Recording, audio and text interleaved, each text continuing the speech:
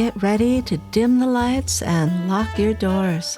Friday Night Frights is here to haunt your weekend.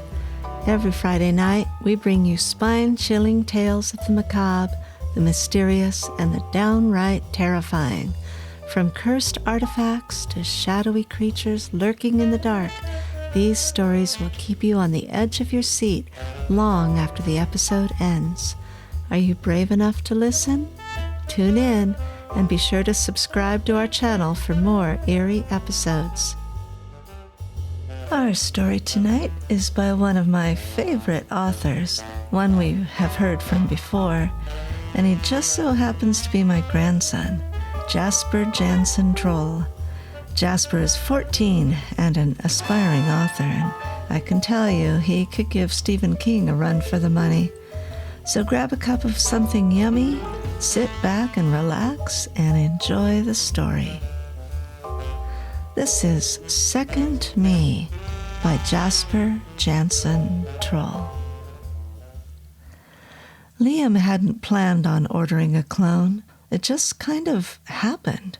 One night, half drunk and halfway through a paper he'd already plagiarized twice, he clicked on a sketchy ad buried in the corner of a torrent site. Tired of being you? Be you. Better. Try a second you. Trademark. No questions asked.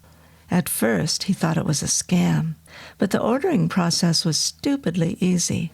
No DNA swab, no government paperwork, just a shipping address, a checkbox for general personality match, and a drop-down menu that read autonomy level, obedient, passive, silent. He picked obedient, less chance of it getting weird. 3 days later, a steel crate arrived at his apartment door. No label, no instructions. It made a low humming sound, like something inside was breathing. He opened it with a crowbar. Cold vapor spilled out, and there it was, naked, pale, standing completely still. Same face, same body, just smoother, like someone had sanded down the soul. "Can you hear me?" Liam asked. It nodded once. He stepped back. "All right then," he muttered. "Let's get to work." He never gave it a name, never said he, just it. That made it easier. The first time Liam skipped class and sent it instead. He spent the afternoon lying on the couch with noise-canceling headphones and zero guilt. When it came back, it dropped his graded quiz on the coffee table. B+, neat handwriting, no complaints. After that, it became routine. It handled the lectures, the assignments, the tedious lab write-ups that used to eat entire weekends. It even managed the group project Liam had been dreading, sent polite emails, showed up to meetings, nodded in the right places. The others never suspected. Meanwhile, Liam started to feel lighter, like someone had reached inside his chest and untied the knots. He got 8 hours of sleep, ate hot food, breathed. And for the first time in months, he saw Rhea without having to apologize for rescheduling. They went on a walk through the park just before sunset, holding hands, laughing about nothing. "You seem different," she said. "Better different?" he asked. She kissed his cheek. "Yeah, just like you're really here." He smiled but didn't say anything. He saw his friends more, too, grabbed coffee, joined them at trivia night, even replied to texts within a few minutes instead of a few days. Every time something came up that felt like a chore, classes, papers, meetings, he passed it off to it. The handoffs were clean, effortless. The line between what he had to do and what he wanted to do started fading, and for a little while it felt like he had finally figured life out. But then It happened late on a Thursday night. Liam was in the kitchen, microwaving leftover curry and scrolling on his phone. He wasn't really reading anything, just swiping, eyes glazed. A quiet hum filled the apartment, broken only by the faint noise of the TV in the other room. It was watching some mindless sitcom, something Liam had left on earlier. Then, from the living room, a sound, a laugh. Not a fake automated chuckle, not a glitch in its voice modulator, a real laugh. Quick, short, almost amused. Liam stopped mid-scroll. The microwave beeped behind him. He stepped into the doorway. It was sitting on the couch, arms still, posture perfect, eyes fixed on the screen. "You just laughed," Liam said. It didn't look at him. "Yes?" "Why?" It was funny. The answer came too fast, too natural. Liam stared. The show was still playing, but he couldn't focus on it anymore. "You don't laugh," he said. "I did," it replied. No emotion, no explanation, just fact. Liam stood there a moment longer, waiting for something, maybe a glitch, a flicker, a crack in the surface. But it stayed still, eyes on the screen. He forced a breath through his nose and turned back to the kitchen. "It's just adapting," he muttered to himself. "That's what it's programmed to do. No big deal." He tried to brush it off, focused on his food, went back to his desk and put on a podcast. But that laugh echoed in his mind for the rest of the night. It didn't sound like programming. It sounded like him. Liam woke to a pounding headache and a throat like sandpaper. His whole body ached, fever hot, eyes crusted at the corners. He groaned into his pillow and grabbed his phone. 3 missed texts from Rhea. "Still on for the museum? I bought us tickets, LOL, so don't flake. Liam?" He squinted at the screen. The museum date. He'd promised her a day off campus, just the two of them.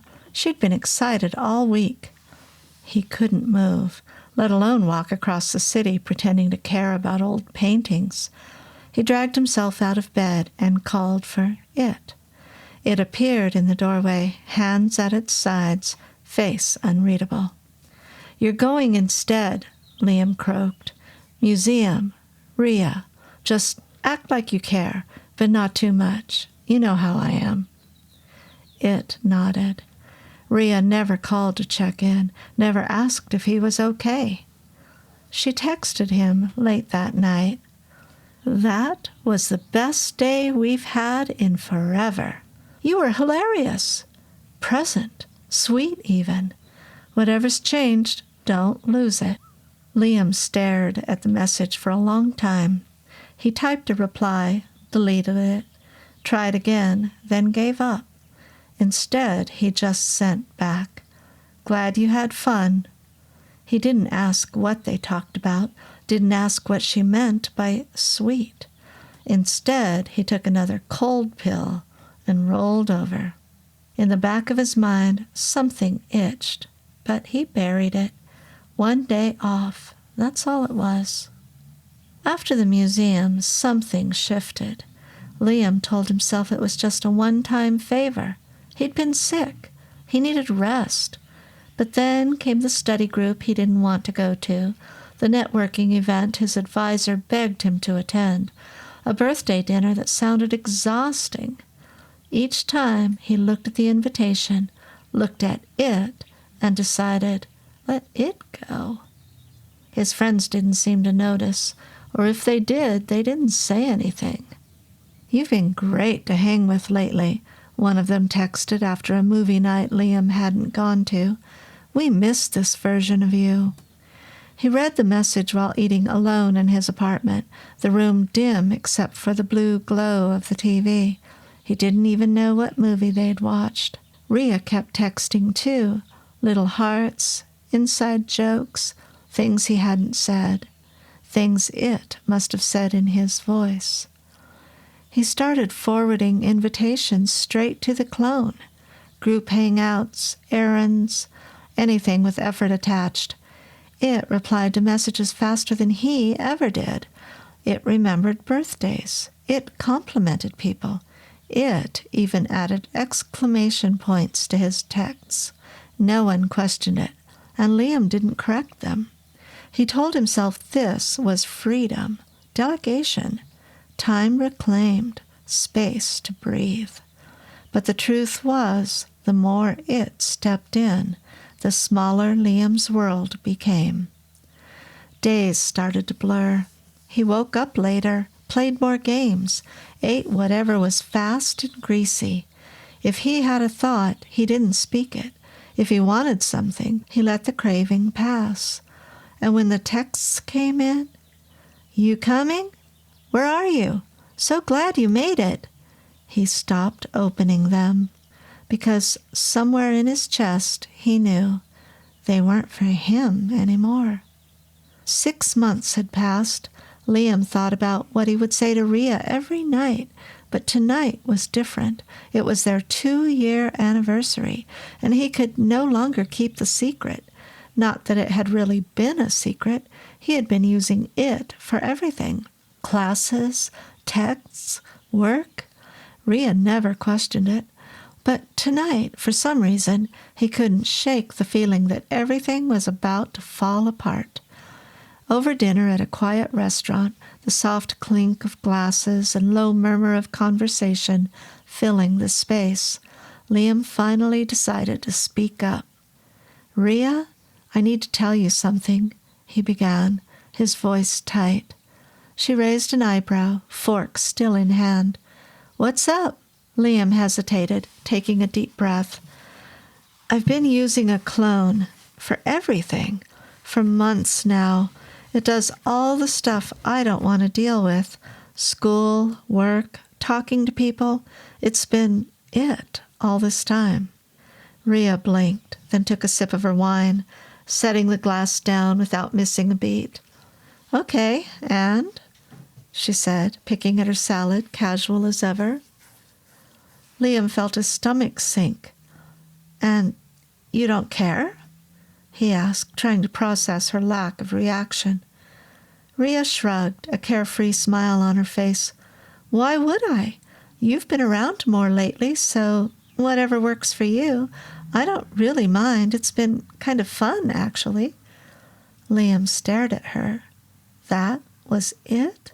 No questions? No disbelief? Just acceptance? She continued, her tone light and playful. "Honestly, I've kind of enjoyed having him around. You're, a little bit of a mess sometimes. It makes things smoother. And hey, he's always so on, like really there." Liam's heart twisted in his chest. He opened his mouth to say something, but couldn't find the words. "I mean," Rhea laughed, "he's kind of charming, isn't he? I think I'm starting to like him more than you, honestly." Her laugh was light, carefree, like she was making a joke, but to Liam it didn't sound like one. "Rhea?" Liam's voice faltered. "Are you serious?" "Oh, come on," she said, chuckling as she waved her hand dismissively. "You're not mad, are you? It's not like I'm in love with him or anything, but he's definitely better company than you sometimes." She giggled again, as if the whole thing were a funny joke, something she could just laugh off, but Liam couldn't laugh with her. His chest felt tight, his throat dry. He stared at her, eyes searching for something, anything, that could tell him she was joking, that maybe she didn't mean it. But there was nothing. She was just enjoying the moment, completely at ease. And he was breaking apart inside. The rest of dinner passed in a haze. The words blurred together, the conversation meaningless. Liam tried to smile, to engage, but it all felt hollow. She didn't seem to notice, though, or care. She was having fun, just like always. Nothing had changed for her. Afterward, they went back to her place. The evening slipped by, and soon they were sitting on the couch with wine and more half-hearted conversation. Rhea, a little bit tipsy from the wine, leaned back and started talking, her words slurring together just a bit. "You know," she said, eyes half-lidded, "sometimes I just think maybe it is exactly what I needed. You're like there, but you're not, you know? But he's always so there. It's like he actually cares." Liam swallowed hard, not trusting his voice. "I care." Rhea smiled lazily, the corners of her mouth tugging up in a slow, teasing grin. "I know, but sometimes you're just not really here, Liam. I don't know. I think I'm kind of in love with him, if what you're saying is true." She let out a soft laugh, like it was a joke, but the words stung more than anything. "But I'm not serious, okay? Don't worry about it. Just having fun, that's all." Liam's heart sank. It wasn't funny to him. It wasn't funny at all. But he said nothing. He just sat there, feeling the emptiness in his chest grow as she kept talking, oblivious to the damage. Her words echoed in his mind long after they'd gone to bed, replaying over and over again. "I like the clone more than you." And the worst part? He couldn't bring himself to be angry. He couldn't bring himself to feel anything except the overwhelming certainty that somewhere in all of this he had already lost himself. Liam didn't leave his room anymore. It wasn't because he couldn't. He just didn't see the point. The world outside his walls felt distant, irrelevant. His phone buzzed from time to time with messages from his friends or classmates. "Where are you at? Need help with this thing?" But Liam didn't respond. He couldn't respond. The words would come out wrong, or they would come out like they always did, controlled and safe, just like it would say them. The thought of stepping into a life that wasn't his own, of seeing Rhea again or meeting up with friends, felt impossible. Every time he thought of her laugh, her joking words about how she liked the clone more than him, a heavy feeling would settle in his chest. It had sounded like a joke, but it had struck him deeper than anything she'd said before. Every word felt like a slow burn, and the worst part, he couldn't escape it. It clung to him in the silence of his room, in the stillness of his thoughts. "I'm in love with him," she had said, and Liam could still hear her voice, soft, teasing, almost careless as she slurred the words between sips of wine. But he had known, even then, that it wasn't just the alcohol talking. There had been something about the way she said it, something off in the way she brushed it aside with that laugh. It wasn't a joke. She was telling him, in her own way, that she preferred it over him. And as much as he tried to dismiss it, to convince himself that it wasn't a big deal, the words festered inside of him like a wound that wouldn't heal. He's always there, always so on. The clone was always present, always perfect, always the right version of Liam. And that was what Rhea wanted. Not him, just a better version of him. A version who didn't need to feel, didn't need to be real. Liam closed his eyes, rubbing his face. He could hear the soft hum of the game console, the flickering of his computer screen. He hadn't even bothered to shut it off. He hadn't bothered to do anything. What was the point? The days blurred together, the weeks too. His clothes were a mess of crumpled shirts and sweatpants, his room becoming a prison of his own making. He didn't care about assignments anymore. He didn't care about anything that required him to leave the safety of this room. It handled everything for him. Classes, work, texts, conversations. It was who they wanted. But none of it mattered anymore. Not when he couldn't shake the image of Ria's face when she said those words. She didn't love him. She loved the version of him that wasn't even real. She loved the clone, and somehow it hurt more than if she had just left him. Liam's eyes wandered to the desk where his phone sat in the corner. He glanced at it, then away. He didn't need to check the messages. He didn't need to hear the notifications buzzing like they always did. They didn't matter anymore. None of it did. What would he say, even if he answered? Hey, sorry, I've been hiding out in my room for the last 6 months. I've kind of just been avoiding everything. How could he explain the hole he had dug for himself, a hole too deep to crawl out of? What's the point? He couldn't bring himself to text Ria, to call her, to try to fix things. She didn't need him. She had it, a version of him that was better than he could ever be. She loved him, not because he was her boyfriend, but because he was someone who could be perfect. His reflection in the darkened window caught his eye. He could barely recognize the person staring back at him anymore. His face was gaunt, eyes hollow from hours of staring at a screen. He didn't even know the last time he'd really left this room. Was I ever really here? A chill ran through him. Was he even real anymore? It had been the one who kept things moving, who handled all the social interactions, who spoke for him when he didn't have the energy or the courage to. It was it who had become everything. It was the one who lived, the one who was seen, and Liam, he was a ghost. He sat there in the dim light, a shell of who he used to be, waiting for something to change. But nothing would. He was stuck, unable to face the world outside, too scared to confront the fact that he had let himself disappear. The worst part, he didn't even care anymore. Liam stopped keeping track of time. He knew it had to be summer by now.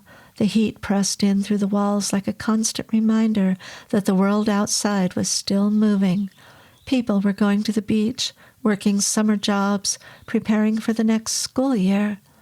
Ria was probably with friends, maybe even with the clone. He didn't know anymore. He didn't ask. He didn't want to know. At first, he had thought this retreat into his room was temporary, just time to think, to recover, to sort himself out. But the longer he stayed, the harder it became to imagine himself stepping outside again. The longer he let it handle everything, the more impossible it became to remember how to be Liam. He used to be someone, a guy with stupid opinions and half-baked ideas and a laugh that came too loud in quiet rooms. But now he felt like a backup file, obsolete, unnecessary, archived. Every once in a while he would catch glimpses of it on social media, tagged in photos, smiling, at bars, with friends, with Ria. He'd scroll through the comments. Liam's the life of the party. Dude's been on fire lately. Never seen you this happy, man. They were talking about it, not him. But no one knew. No one wanted to know. They liked this new version, this cleaned-up, confident version of him that never faltered, never hesitated, the version that didn't have dark mornings and anxious nights. That wasn't Liam, but it didn't matter anymore. Sometimes in the late hours of the night, he would imagine it standing outside his bedroom door, motionless, waiting. He knew that wasn't true. It was probably out living his life, but the image wouldn't leave him. It had once belonged to him, after all. his face, his voice, his smile. But now it walked and talked and lived without him. It didn't even need his input anymore. One night, half-starved and exhausted, he stumbled into the bathroom. The light above the mirror flickered on with a sharp buzz, and he stared at himself. He looked wrong, pale, gaunt, his eyes sunken, his mouth slightly open like he was expecting to speak and forgot how. He touched the mirror without thinking, and for a second he saw its face instead of his own. Bright-eyed, alert, alive. His hand trembled against the glass. I was supposed to be more present. I wanted to spend more time with people. I just wanted a break, just a little help. Not this. The thought rose up like a scream he couldn't let out. He had ordered the clone to free up time to live his life, and now it had taken that life, piece by piece, and Liam had let it. No, worse, he had wanted it. He had needed it. And now he was nothing. He pressed his forehead to the mirror, the cold glass grounding him for a moment. He wasn't sure when it had happened. Maybe the night Rhea laughed and said she loved the clone. Maybe the first time he skipped a party and sent it instead. Maybe the moment he saw the clone laugh at a joke Liam would never have thought of. But at some point, the trade had been made, and he had lost. Not in a dramatic way. There was no big moment, no fight, no rebellion, just silence. He slid to the floor and stared at the ceiling. The hum of the bathroom fan filled the space like white noise, drowning out whatever thoughts were still left in his mind. No one was coming to get him. No one was going to ask where the real Liam went, because the truth was, they liked it better. The bathroom floor was cold, and Liam didn't know how long he'd been lying there. Time had lost meaning. Hours bled into each other like spilled ink on a page he no longer wanted to write. He finally stood, legs weak beneath him, and shuffled back into his room, dragging the weight of himself behind him like a second shadow. He collapsed onto the bed, phone face down on the floor where it had been for days. He didn't check it. There was no point. But it buzzed. Once, then again, then silence. He ignored it for another hour before flipping it over. It was a group message, an invite to someone's house, a casual hangout. Photos were already pouring in, people smiling, drinks raised, laughter frozen in digital snapshots. And there, in the center of one picture, was it, wearing Liam's favorite hoodie, smiling Liam's smile, arm wrapped comfortably around Rhea, who leaned in without hesitation. Liam stared at the screen, but he didn't feel rage, not sadness either, just a dull, heavy numbness. This wasn't someone stealing his identity. This was someone being a better version of it. He hadn't been pushed out. He had quietly stepped aside, and no one had noticed. He set the phone down, hands trembling slightly now. The thought began as a whisper, but quickly grew louder in his head. What if they like it better than me because it is better? What if I was always the weaker version? Maybe people had never liked him. Maybe they just tolerated him. The awkward pauses, the oversharing, the days when he was too tired to talk, too anxious to show up. The version of himself he thought was authentic had never been charming enough, never polished enough, never enough. The clone wasn't just succeeding where Liam failed, it was erasing the very idea that he had ever been necessary. He walked to the mirror again, compelled by something he didn't fully understand. Staring at himself, he whispered, "I'm not even the default anymore." His reflection blinked slowly, empty. It didn't have to force smiles. It didn't overthink every word. It didn't wonder whether people were tired of it. it wasn't pretending to be okay. Liam realized with a cold certainty the people in his life weren't just content with the clone, they were thriving with it. And they didn't miss him. Maybe they didn't even remember him. And worst of all, he didn't blame them. Liam lay on his back, staring at the ceiling, the soft hum of the air conditioner the only sound filling the silence. The room smelled faintly of stale food and worn-out fabric, like a place that hadn't seen life in months. The thought came like a breeze under a locked door. What if I just deleted it? It wasn't a violent thought, not even desperate, more like the idle musings of someone wondering what might happen if he pulled a single thread and let the whole thing unravel. What if he told it to shut down? Just stop. He imagined the clone's face, his face, going still, lights behind the eyes fading, the perfect smile softening into nothing. It would be easy. A single command, a line of code, and he'd be free. But then what? He'd have to explain himself, relearn how to talk to people, try to win Rhea back, not from a stranger, but from a version of himself who never failed. He'd have to sit in classrooms again, respond to texts, more jokes, make jokes, be present. He'd have to be Liam again. And that was the part that made his chest feel heavy. Not guilt, not fear, just the quiet understanding that he no longer knew how to be that person. The version of himself that people loved had moved on without him, and now he was just the shadow it left behind. He never stood up, never reached for anything. He just let the thought pass through him like wind through an open window. Outside, the world was still spinning. Liam rolled onto his side and stared at the wall, the blue light of his monitor painting pale colors across his face. He hadn't cried. He wasn't sure if he even could anymore. He remembered something from months ago, before the clone, a moment when he told himself that life was slipping by too fast and he just needed a little help, a little space to be with friends, to be with Rhea, to enjoy things again.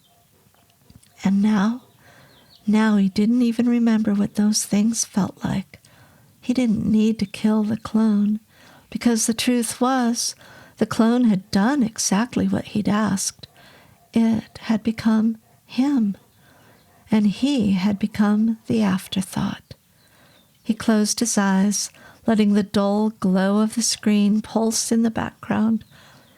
I gave it my life so I could finally live, but it turns out only one of us knew what to do with it. And that was the last real thought he let himself have for a long time. And that is the end of the story. I hope you enjoyed it. It was a bit depressing. Makes you wonder, though, what would you do if you could have a clone? Well, I hope you enjoyed the story, and I hope you'll be back next week for another Friday Night Frights with your host, Ginger Winters. And until then, have a great week, everyone.